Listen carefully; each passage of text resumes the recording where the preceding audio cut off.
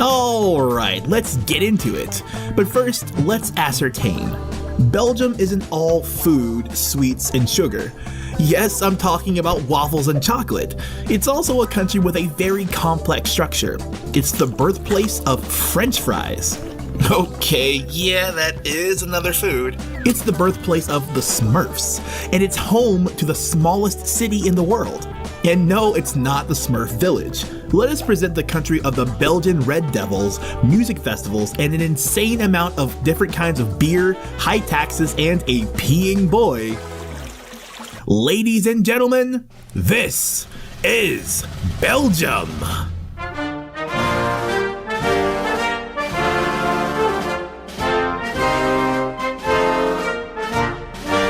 First, let's get ourselves a real quick overview of Belgium. With its 30,528 square kilometers, this is one of the smallest countries Europe has, ranking in at the 34th place out of the 51 countries located in Europe. Geographically, it sits with Luxembourg and Germany on the east side, Netherlands on the north side, and France on the south. And let's just say that this country has some serious influences from these countries. In fact, Belgium doesn't have its own language per se, but instead they have 3 official languages, being Dutch, French, and German. The population ranks in at just above 11.5 million, and with that, it's considered one of the most heavily populated countries in Europe. The biggest cities of the country are by order: Brussels, which is about twice the size in terms of population as the runner-up Antwerpen. After that, we have Ghent, Charleroi, and then in 5th place, Liege. And do you remember when I said Belgium has influences from the Dutch, French, and German language? Well, pretty much every city in this country has multiple names, totally based on the person's preference of language. So, for example, Brussels is Brussel is Bruxelles. Now that's pretty cool, and very confusing if you're trying to get around the city with a GPS, and trust me, I've tried. While we're on the subject of differences, let's dive into how this country is structured because it's really interesting. So, the first article of the Belgian Constitution reads, Belgium is a federal state composed of communities and regions. And this sums it up pretty good, but what does it mean?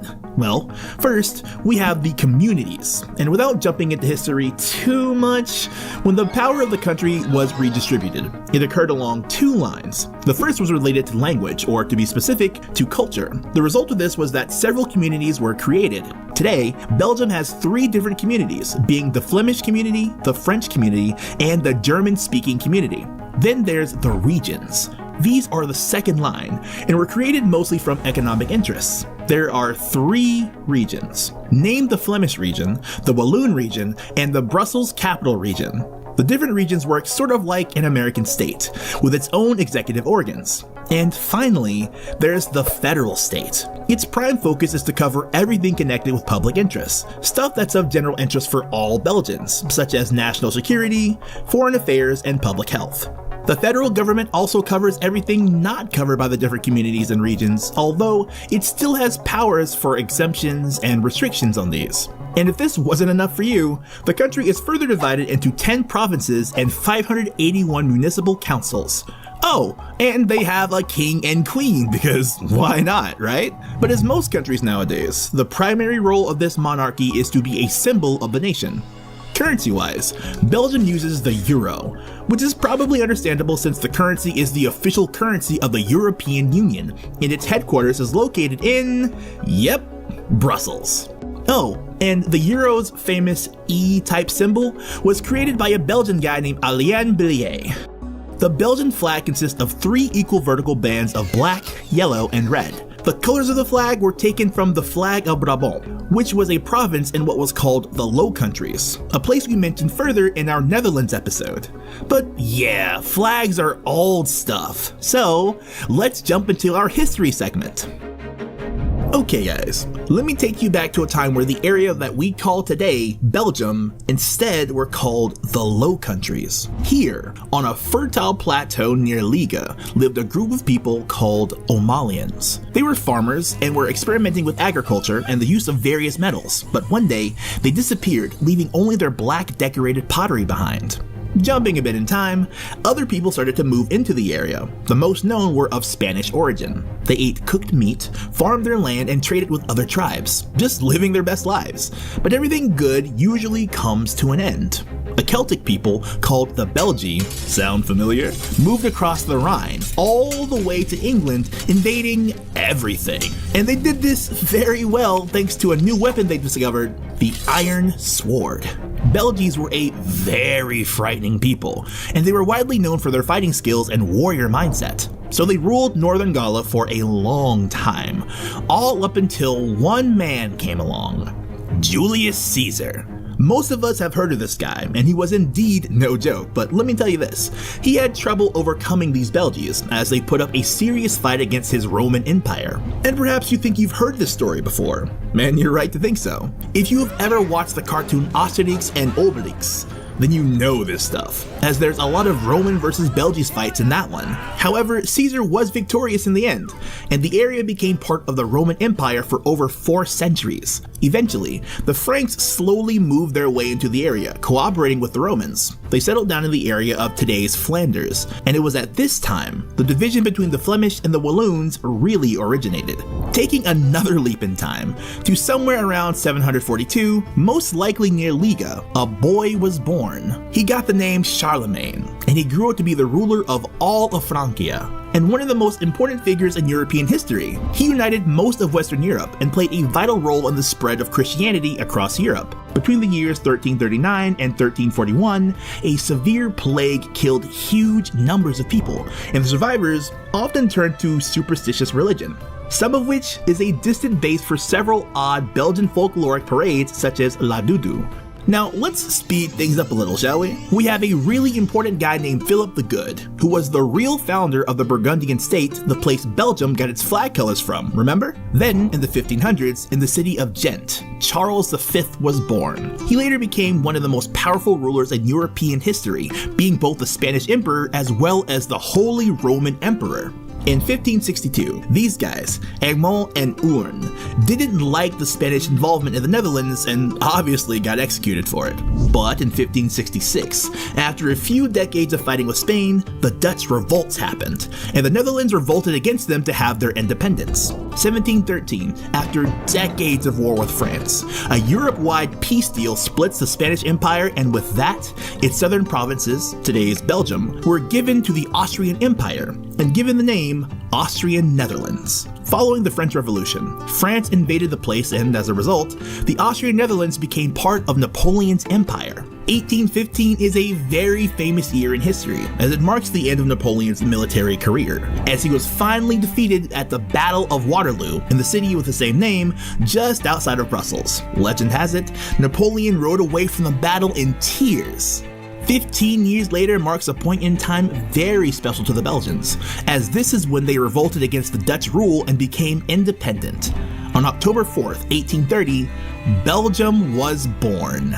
The following year, they adopted a constitution, which for its time was very progressive. Then there's this guy, Leopold II, and his personal purchase of a big piece of land in Africa, which was named Belgian Congo. There's been numerous speculations of how the local population of the time was treated, and then history parts ways here. But it's safe to say that there was abuse to the local population, as this was the case in pretty much every place colonized by European or American countries at the time. Here comes World War I, with everything attached to it. Belgium stayed neutral throughout the war, but got invaded by Germany anyway. However, the Germans did not expect such resistance from the country, as it held its ground very well, something they received enormous international prestige for when the war was over. In 1940, during World War II, Belgium was invaded again, making it one of few European countries invaded twice. The final push of the Germans, known as the Battle of the Bulge, went down in the forest region of Ardennes, on the border of Belgium and France.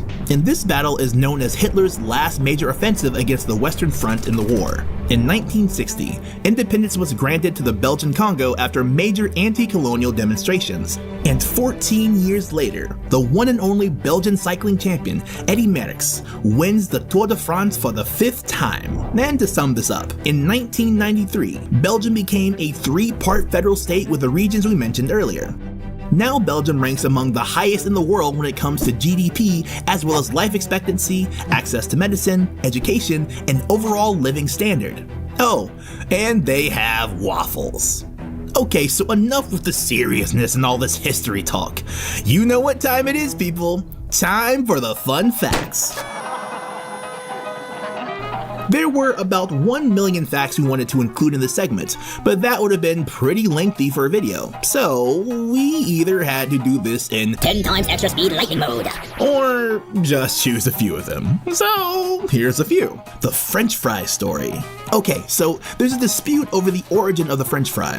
The most popular one, however, is probably the one where the villagers along the river Meuse invented it. Usually they ate fried fish. However, during the winters, the river froze, so instead they fried potatoes. The dish was later discovered by American soldiers during World War I, and since the language of southern Belgium is mostly French, they named the dish French fries. The national symbol of Belgium is a peeing boy, the mannequin pis, which translates to something like small guy peeing, is a statue that sits in Brussels and works as a symbol of the rebellious spirit of the city. His wardrobe counts more than 900 suits. Now that's a fashionista if anything. Belgium has the world record of functioning without a government. They even broke their own record, so two-time champions, I guess. First time they went 589 days, but the other time they went for 652 days without a federal government. Antwerp is the diamond capital of the world. Forget about all the other cities you've seen in movies. Belgium is the home of diamonds. The city of Antwerp polishes and shapes about 85% of the world's rough diamonds. Ka-ching! Do you like shooting pool? If so, chances are you've played with a ball that's originated in Belgium, because this country is the world's leading exporter of billiard balls. Belgium got its name from the Romans. When Caesar came to conquer the northern part of Gaula, he decided to make a difference between the people living there. The tribe that lived in modern-day Belgium was called Belgi, so the Romans called the province Belgica. Later in history, it became Belgium. And here's the speed mode run for you.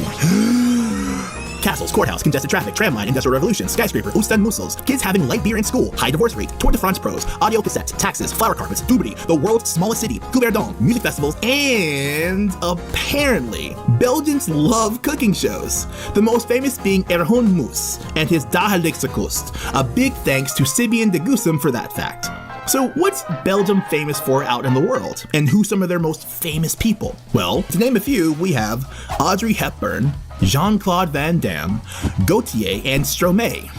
What about Georges Lemaitre, the guy who first proposed what we today know as the Big Bang Theory? No, not the TV series, which for some reason fills up the entire first page when Googling it, but the explanation of how the universe began. Although, speaking of that show, Johnny Galecki, aka Leonard Hofstadter, was born in Belgium but with American parents. This coincidence was too good not to mention. Then we have Adolphe Sax, the inventor of the saxophone. Without Mr. Sax, perhaps there would be no jazz. And Gerardus Mercator, the dude who created the very first atlas. And don't forget about the sports people from Belgium. Basically, the entire national football team is internationally known, with star players in pretty much every position. And guys, Max Verstappen, the current best F1 driver, was born in Belgium and holds both Belgian and Dutch nationality. Although, he races under a Dutch license because, as he mentions it, he feels more Dutch. But it's not just people this country is recognized for. The super comic hits, Tintin, Smurfs, and Lucky Luke are made by Belgian cartoonists. And then there's the food. Basically, everywhere you are in the world, if someone wants to make a real kick-ass waffle, they put Belgian in front of it. That's how huge these guys are on waffles. In fact, there's like 20 plus waffles in any given supermarket in the country. And the two most popular waffles usually found around tourist places are the Brussels waffle and Liga waffle.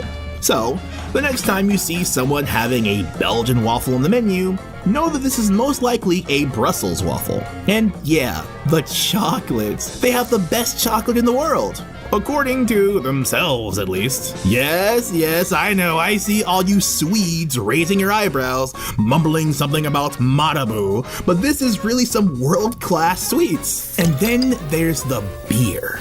There's thousands of different kinds of beer made in Belgium. And get this, each one of them has its own individual glass for that particular beer. And as it usually is with countries, there's about a million things we didn't mention here. So let us know in the comments about some things or people that absolutely should have been mentioned here. What is there to do in this amazing country? Well, besides indulging in an all-you-can-eat marathon of chocolate, waffles, and french fries, there's also some places you definitely should check out. The obvious one being Brussels. This city is very cool and holds a lot of interesting places, such as the EU headquarters, which is just worth checking out just to kind of check it off the list. Then there's more unusual places that's definitely worth seeing. The comic strip route is a celebration of the rich history Brussels has as the home of the comic strip. Here, you'll find over 50 murals painted with some of the famous comics originating in Belgium. Then there's the atomium, a giant iron crystal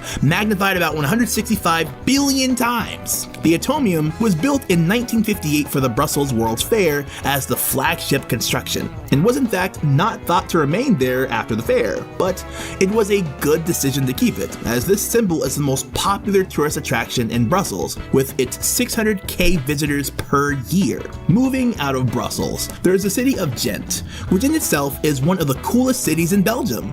Besides walking around the city, because you should walk to get the full experience, you should visit HOOFDSTAD, a fairy tale-like castle built as a show of power.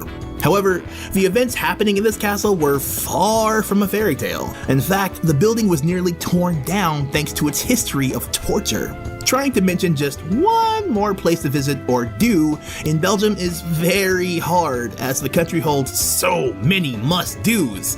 But if you travel here in spring, more specifically late April into May, you should absolutely go to the town Halle and visit the Blue Forest. The Hallebos, as it's called, looks like an actual dream, with the sun shining through its trees and letting its lights hit the millions of blue bells covering the ground. Yeah, this place needs a visit just to do it justice. So, this sums up everything, guys. Have you learned something from this video? At least I learned I need to go back to Belgium as soon as possible. As usual, we'd love to hear what you thought of the video, so let us know in the comments. And if you did enjoy it and want to help the channel grow, please like this video and make sure you subscribe to the channel. Stuff like that helps more than you know. We will see you in the next one. So goodbye for now, guys. Or au revoir, auf Wiedersehen, or tot ziens, as someone in Belgium surely would say.